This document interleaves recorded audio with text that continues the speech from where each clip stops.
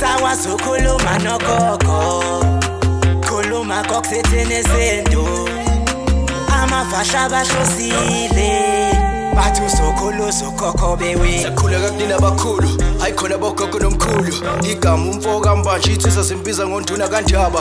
Hayi khona yasuke yahlala, impungu sihlebelela ulwazi. Izinto zaqala zakhanya nenkinga zaphela emphela njaba. Isisa kithi siyakhala, sekukhona nenyanga zamanga. Izinto sakithi siyahamba engathi sekukhona abafundisi bamanga. Impungu ngayishikelela phansi.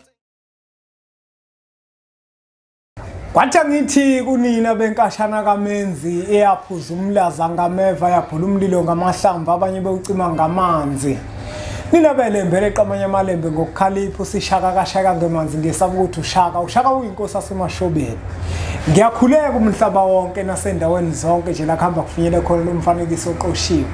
Uma kuthi umusha kule channel ibizo lami ngumlekeleli umfoka mbanjwa. Umshana wakwaNgcobo ofuze fulelo mashiya amahlangatha azoshumayela. Umzukulu kaMdumo igabeni mabanga elizalo uthumbula utshatsha kapheshe, upheshe kaMaguyane uMaguyane kaVaphi, uVaphi kaNokhondo. Nanamuhla ke bafowethu angihambi ngedwa ngihamba noNcwane. Manzini mne wethu. Baba. Sekuyisikhathi. Hayi sesisitshala salomkhulu. Kodwa kuhle Manzini ikhwele masilishaya.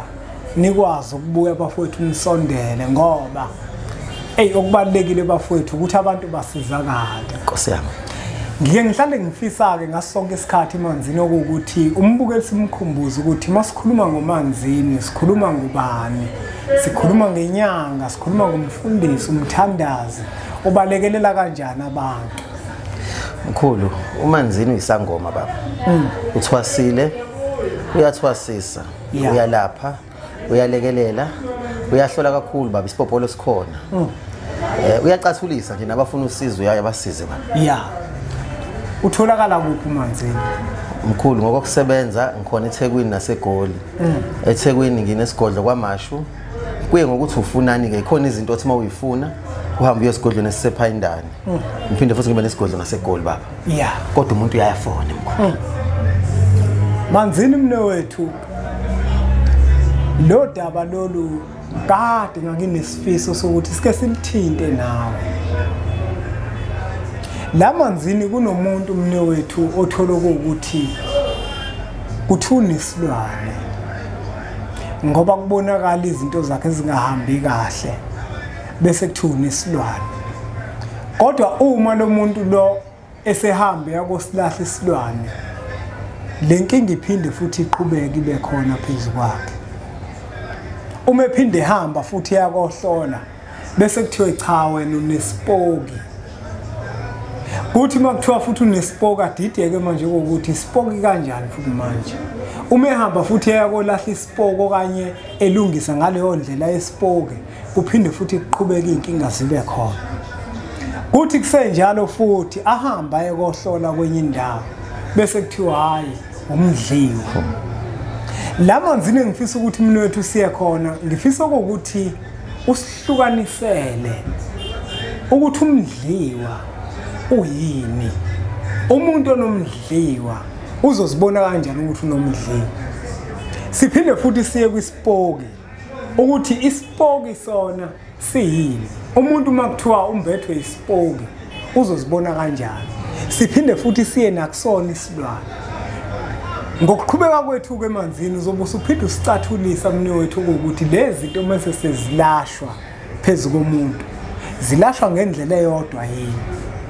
Inkinga umuntu abhekana nazo kungabe iSpoki sidala inkinga ezifanayo kumuntu nenkinga ezidalwa isilwane nenkinga ezidalwa umdliwa.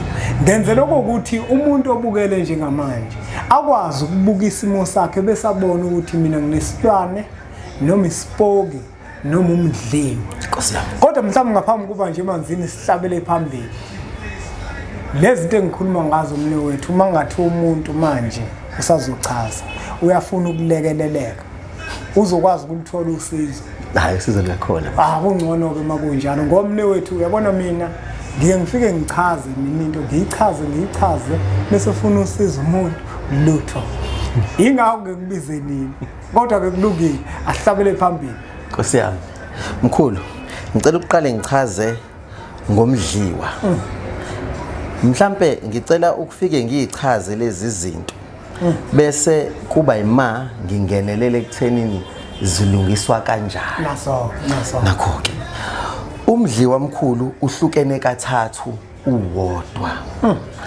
Uma ngabe ekhaya kukhona umuntu obephila ngegazi labanye abantu, engichaza ukuthi mhlambe obeyinkabi, yeah, noma udadewethu ohushula izisu, loyo muntu mayedlula emhlabeni akamukeleki emndenini. kunjalo. Uma ngabe engasamukeleki emndenini bese ebuya kabi eza emhlabeni efuna ukulungiselwa izinto zakhe lezi azone ngenkathi esaphila phansi komthunzi welanga baba. Lento uma ngabe efuna ukulungiselwa ubuya kabi aze abe umuntu oletha umkhuhlane phakathi kwaleli khaya. Usewumdliwa ngoba umuntu wala ekhaya, uyilunga lezidalwa zala ekhaya, kodwa akamukelekile ezidalweni zalapha ekhaya. Shuthi useyasibhidlizela thina esithi sizama ukwakha, uyasibhidlizela. Uyayekelela uma kukhona umdliwa imisebenzi iyenzeke ekhaya. Niyakwazi ukubeka amandla okwenza imisebenzi noma okugcina izinto zasekhaya, kodwa aziphumeleli ngoba umdliwa noma lo muntu owumdliwa la ekhaya noma lesi sidalo sesiphendika umdliwa la ekhaya siyayidibhiza lento. Omunye Manzini usachaza kanje uzothi mhlambe ngabe umdliwa yidlo zelibi lasekhaya noma kanjani kunomehluko. Nakho ke mkhulu ingakho ngithe ihlukene kathathu. Yeah. Ngichaza okwamanje umdliwa osuke kukade kuyisidalwa sasekhaya. Yeah. Chaza ukuthi umuntu wasekhaya lo. Mhlambe la ekhaya khona inkabi. Yeah. Ake ngenze nje isibonelo kukhona inkabi. Thina nje abantu abelapha uyayithola ukuthi sengizosale sengisho ngolwesibili ilanga lokugeza inkabi kanye nosisi laba basuke benze izinto ezingalungile ngoba ngelanga lokuthinta leyo mithi nawe uyahlanjululwa awubusakwazi ukulapha abanye abantu. Angazi uyangizwa yini? Inkabi isuke ikwenzelani lokho na isuke izilungiselela ukuthi mhla isidlule emhlabeni ifike icala layo lithethwe ikwazi ukuhlala esibayeni noma emazulwini lithethwe leli cala bese liyadlula. Ngoba uma ngabe lingathethiwe izoba umdliwa izobuya izofuna ukwenzelwa intethelelo bese igcina iba umdliwa la ekhaya ibhidliza izinto zala ekhaya. Ngisachaza nje oqala lo. Angase singadlulela kwesibili. Yeah, singadlulela phambili. Owesibili mkhulu umdliwa wakheka kanje. Umuntu wala ekhaya kukhona lento ethandwa kakhulu abantu. Umuntu wala ekhaya bawufika kwaManzini bese sihlanganisa amakhubalo. Yeah. Bese ngithi hamba uye emalibeni akini. Angithi uyezwa usuye emalibeni akini uyophazamisa lo muntu umuntu wakini lo oyidlozi la ekhaya kodwa usumenzani usumbeka phambili ezidalweni la ekhaya. Uma ngabe izinto zakhe ngokuvumelana kwethu ngesikhathi siyakha lento ayisagcineki lo muntu usezoba umdliwa la ekhaya ngoba lo muntu wazi ukuthi ufika kuqala yena emndenini. Ila esithi khona uphendula idlozi lasebenzela wena kusuke khona isidalwa esisithwebulile. Ijulile mkhulu yinde mangase uthi angiyinabise kungaba yiyona yodwa. Ngisika nje elijikayo noma ngiyikha phezulu. Yeah. Ngingenele kowesithathu. Yilo usudume kakhulu ke lo mdlo osukhona manje lo wesithathu. Lo walezi izinto ekhanjwa kuyolandwa izinto kubantu. Izinto zenhlanhla noma izinto zamandla empumelelo. Kodwa lezi zinto ezigcina zifaka izinto eziyicubu noma ezinemimoya edinga ukuthi uma ngabe yenzelwa kube khona izinto eziwusiko ezigcinwayo. Lento uma ngabe ufike nayo la ekhaya wayigcinela izinto zayo lento mayingasenziwa izinto zayo iphenduka umdliwa la ekhaya ngoba lento isuke isiyidlozi la ekhaya. Umehluko umdliwa into othi mawufika nayo ibe ingxenye yezidalwa zala ekhaya noma uyifake ibe umbimbi nezidalwa zala ekhaya. Uma ungasayilandeleli iphenduka ibe umdliwa ngoba isuke yazi noma ngesikhathi yenziwa lento isuke itshelwe ukuthi iyona efika kuqala la ekhaya. Uyazi Manzini indlela oyichaza ngayo umne wethu ngiyithanda ngoba ikhombisa ukujula kancane. Ijulile hayi kancane futhi ijule kakhulu ngoba abantu abaningi wenaManzini uma bewuchaza umdliwa nesebeke bafika bachaza abajuli ngalendlela ojula ngayo kodwa bayawuchaza ukuthi into ecindezela umuntu eyona izinto zomuntu. La ngiyithanda khona kakhulu ngiyithanda ekutheni kukhona nalomuntu ozohamba eyolanda into ethile enhlanhla azokwazi ukuthi ayikhulumise ayenzise konke kodwa uma sengasayigcina imithetho izobe isiphenduka ibe umdliwa phakathi kwekhaya naphezulu kwempilo yakhe. Mhlambe ke Manzini ngaphandle komuntu ohambe wayolanda ukuthile ngingakwazi mina ukuthi mangibuka lensizwa le engidelelayo bese ngivele ngithumela umdliwa phezulu kwayo ukuthi awuhambe uyogqilaza impilo yakhe ngoba phela kunabantu abathi mabesibuka bese bacabanga ukusicekela phansi bacabanga ukucekela impilo zethu phansi. Uyakwazi umuntu ukuthakathwa ngawo umdliwa lakho ke singaphendula Mkhulu ngenzela khona uzo-understanda kahle yilapho la esifike thina abantu abelaphayo siphanseke khona. Umdliwa into esuke ihlobene nalomuntu emcindezelayo lokho osukhuluma ngakho iSpoki yila khona engiya khona elibeni elingahlobene nami ngihambe nekhali ake ngikwenzele isibonelo Mkhulu ngifuna ukwenza lento uyibona uma ngabe kugangwa ngamaliba kuyaye kufunakale amaliba amahlanu noma ngaphezulu kwamahlanu angasanakiwe. Ngichaza ukuthi abantu bakhona bangasafiki ukuzowalungisa abangasawabheki bese uhamba nekhali usuke uyithathe enyangeni uye elibeni lokuqala ufike umphakela ukudla lomuntu umnikeze ikhali ukhulume lokho ekuthiwe ubokusho kuye umuntu oqala iSpoki leso ngoba uvusa umuntu ongasekho okungasiyo wakini akayena umdliwa ngoba akusiye owakini futhi awuhambi naye uthi kuye akahamba ekaManzini ayokwenza ukuthi yindaba ke uwenza ngaphezulu komuntu oyedwa noma kuyaye kuthiwe yenza ngaphezulu komuntu oyedwa ngoba kuyenzeka ukuthi uyafika elibeni kanti ukhona osekuhambele eqala osewadlala ngalelo liba lo muntu akasekho mhlambe lo muntu usewathwetshula kwahanjwa naye ngoba kubonakala ukuthi iliba lakhe alinakiwe. Angazi Mkhulu noma uyilandela kahle ngizwa kahle yingakho ke kuyaye kuthiwe kufanele wenze emalibeni abe maningi mhlambe abe amancane nje abe mahlanu kodwa ke lokho iSpoki akusiwumdliwa. iSpoki into efuza ukuthi ifane nomdliwa kodwa yona mawuneSpoki uthola ukuthi ngisho imisebenzi ayenzeki ngoba ngithi akuyena umuntu womndeni uyazi akanasabelo kule micimbi ezobigcineka la ekhaya akaniki ngisho amandla okwenza umsebenzi. Mhlambe Manzini iSpoki bakhona abantu abakwazi ukusebenzisa kahle mhlambe ukufeza inhloso zabo lapho ke Mkhulu usuke uvuse umuntu bese usebenza ngaye wena. Ake ngenze isibonelo ngizohamba mina ngiyovusa umuntu wakwaSibanibani ngifuna ukusho isibongo somuntu bese ngisebenza ngaye mina lo muntu uyisilwane sami esisebenzela mina yayizwe indaba kodwa uma ngabe ke kusafanele kuhlone inhloko nesixhanti uma ngabe ngizosebenza ngeSpoki shuthi izidalwa nginazo ngoba isidalwa neSpoki akuhambelani kodwa isidalwa nomdliwa kuyahambelana ngoba uthatha into uyihlanganise nesidalwa. Khumbula ngithe kuwena umdliwa yila khona osuku uthatha umuntu wamfaka idalweni zasekhaya kwaba ubumba lwento eyodwa lento iba umdliwa ngoba isuke izinto zalento ingasenzeki noma ingasagcineki bese lento iphenduka umdliwa la ekhaya iyadibhiza ibe yayilandelwe ukwakha baba.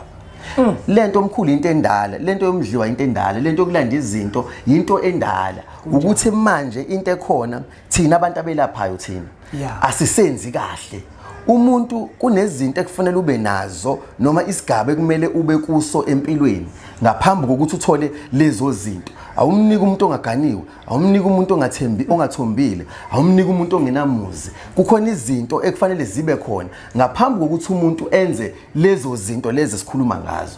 Manje kodwa usuyithola umuntu eyihlalela kwi backroom kubo kuthiwe nawe unento ethize, eqinisweni usuke engaqualify ukuba naleyo nto. Yingakho bese lezi zinto igcina zilimaza umndeni. Angazi noma nginabe kakhulu. Ngizwa kahle Manzini, kodwa ke nayi inkinga Manzini. Asiyami. Umuntu kona lenkinga uyakwazi ukuthi asizakale. Kunomuntu ohambe wayolanda into isiphenduka idlozi lekhaya, isiumdliwa lekhaya.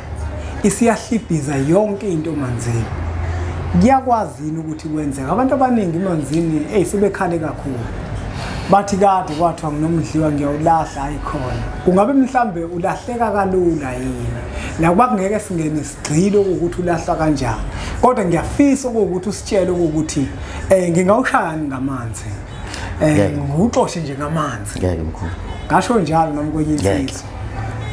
Ngeke. Usho kanje Manzini? Ngeke ngamanzi, ngeke ngomthandazo, ngeke ngesiwasho. Kunjalo cha nami ngifuna ukukhuluma mama. Yabona mkhulu lento ifuna athi nje ngizokwenzela khona uzoyibona. Okokuqala nje lento yomdliwa ifuna sifike siyihlole. Siyibambe. Bese siyayinyanga. Yini ukunyanga na? Ukuhlala sesixoxa. Yenze njani? Ngesikhathi uyichaza ukuthi yenze njani, umuntu okade eyibambile ulandela amakhuba lafakwe phakathi. Ukuthi yakhiwa kanje. Yebo, iphendulwa kanje. Angeke mungakwazi ukuyakha noma uthi unganalo ulwazi lokuyakha. Uzwa thina siyixoxa bese uthi ungayikhipha kubani ucilwisha indukwini ihamba. Ileyo yenzeka mkhulu. Uyabona Manzini, ngiyazi ukuthi abantu abaningi abezwa kahle masithi ngeke ikhishwe umthandazo, ngithandaza impela. Hayi ngeke mkhulu. Ngithandaza impela Manzini, kodwa ngiyazi ukuthi amakhambi adala uNkulunkulu. Imikhuba eminingi eyenziwa ngamakhambi abantu abayigilayo. Udinga ukuthi wazi ukuthi leyo nto ihlanganiswe nani ngoba kukhona ngisho izilwane ezithile ezifakwayo lapho. Manje udinga umuntu ojulile ozokwazi ukuthi azi ukuthi lento yakhiwe ngani. Iva likhishwa ngeminyiva. Manje abantu abathandazayo ke ngibabuke nje uthola ukuthi umuntu ucawa ukuthi umthandazo uyibona konke. Awubona konke lutho. Yabona kwenye indawo ngiyabafica baxoxa uthi umuntu ngisiza umthandazo uthi umthandaza umsizo umuntu uyamlekelela. Nkosi yami. Into esiza umuntu ithongo. Nkosi yami. Ithongo elisiza umuntu asizakala. Kodwa kangikho lapho. Ngiyakuzwa Manzini. Ispoki sona ngabe nasi ispoki indlela eyodwa ukuselapha nomdliwa noma kuhlukile. Kuhlukile baba. Angithi umdliwa uyingxenye yomndeni. Ibuke nje kanjalo lento. Umdliwa uyingxenye yomndeni. Mhlambe ukuthi lesi sihloko omkhulu osuke ngibuza ngaso sijulile. Singafuna ngihlale phansi ngikuhlubele kahle udlubo khasini. Kodwa mangikha nje kwelijikayo. Uma ngabe kuwumdliwa lokuqala umuntu wala emndenini ubiza ukuthi enzelwe intethelelo ngokwasemndenini ngamacala akhe. Bese enzelwa isithebe masenza intethelelo omkhulu asisho ukuthi izidalwa sezimthethelele. Sisuke sithi abamvulele bakwazi ukuthetha icala lakhe.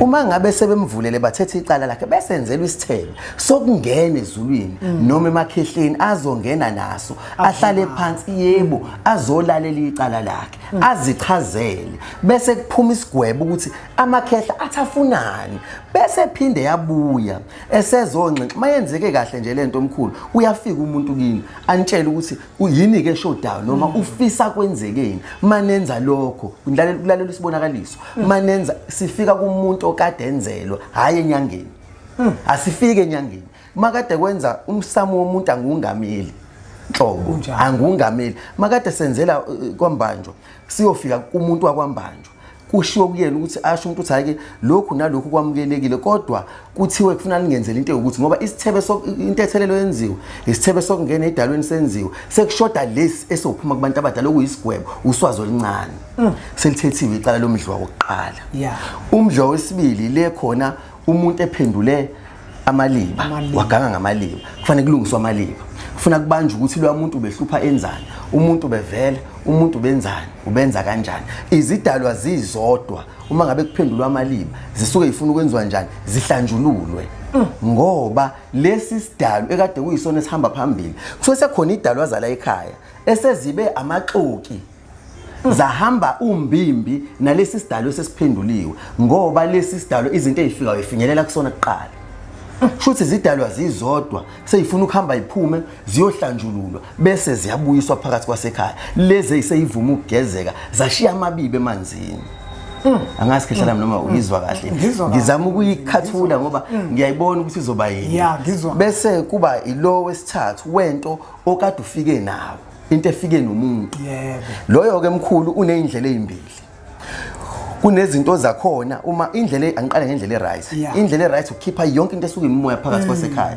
Ihambe iyo kufika bese kufikwa empambano ndlela. Abantu abadala balandwe empambano ndlela. Izinto zemimoya zokuganga zilandwe empambano ndlela. Uma zishiwe empambano ndlela. Ayilahlwe igqitshwe lento. Ishiwa empambano ndlela. Kubese ishiyelwa ukudla kwala ekhaya, iziphuzo zala ekhaya, imali ezothenga ngayo, bese nenkukhu yayo emnyama ezohlala nayo igade, bese kuthiwa ayisaleke lento la igade, bese nithatha idalwa nina niye naze emanzini isele lento igadile la ukudla kwayo, bese niyogeza idalwa nibuyela naze ekhaya ozodlula lento ayibabaze isiyonamathela kuyo, noma ozothatha le mali iyonamathela kuyo. Ukuganga ke lokho Mkhulu kakhulu yenziwa nje kanjalo ngoba mayiphuma kumuntu ufuna kodwa futhi iye kumuntu. Enye indlela kuba ukuthi kube khona izintwanyana ezikhona ezamakhubalo zokuyithwebula lento.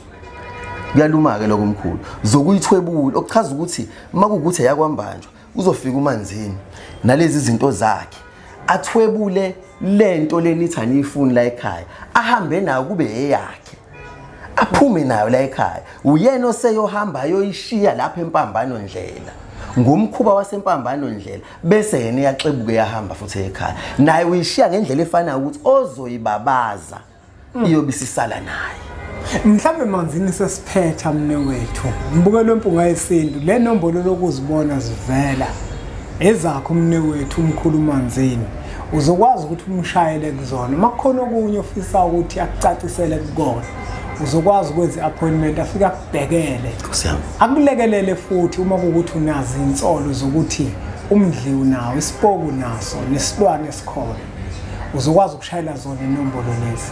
Mhlambe sesiphetha Manzini, siyayihlabana mhlambe imbuzi okanye siyalichitha yini igazi masilungisa lento efana nale? Lakho ke Mkhulu uyabona umbuzo omuhle ukuzwe umuntu ethi la ekhaya kuhlatshwa, ngoba make sahlaba kuchitheka igazi kusuke kukhona umdliwa ekhaya.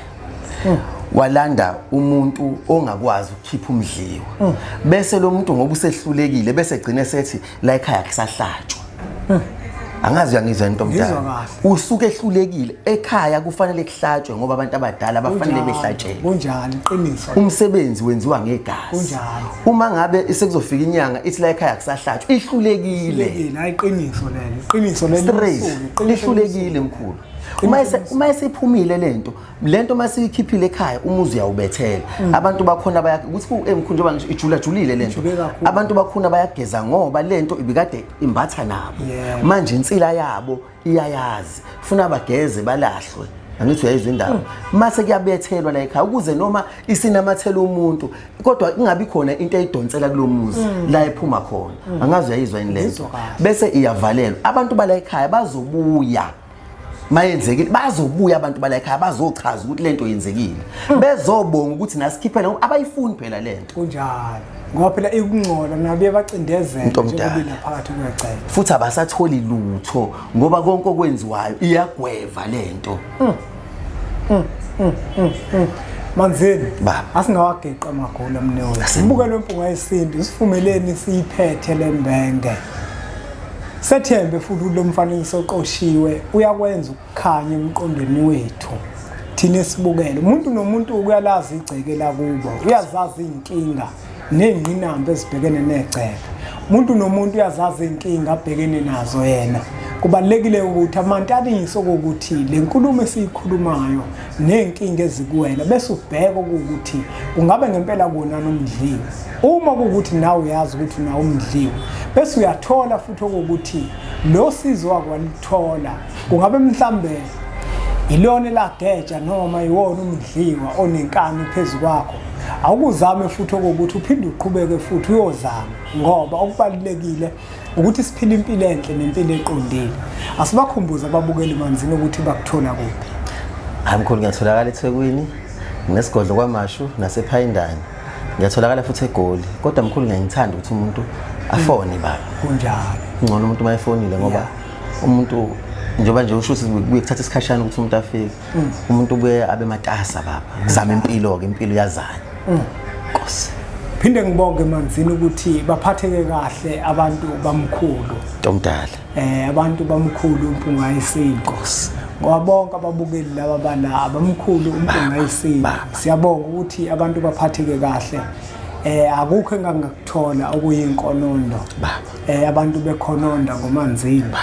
Lokho nje kukodwa mne wethu ukukhomba ukuthi indlela esisebenzisana ngayo indlela enhle. Kubalekile ukuthi siqhubeke njalo sibambisana. Abantu sibahloniphe, abantu sibalekelele, basizakale. Okuningi ke ngeke ngize ngikwazi ukukhuluma ngoba kuzoba sengathi mhlawumbe uManzini sengimthwesa isicoco ungithengile uManzini, kodwa bayazi bona ababukeli ukuthi bajwayele ukudlulisa izincomo nezilokotho ezinhle. Isikhathi obanikeza sona usizo banikeza lona. Nami ngiyimpungayisinto kuyangijabulisa lokho. Ngithi ngikukhuthaze lokho mne wethu ukuqhubeke njalo. Nkosi yami. Sibonge kakhulu ke mbukelo wempungayisinto uthatha umfanekiso oqoshiwe udlulisele kwabanye abantu ngoba nakubona uzoba usizo olukhulu bese sithi nje impunga. Imnandi. Kodwa yabo thi ijulile. Ijule kakhulu. Uyazini Manzini ukhona inye. What was that?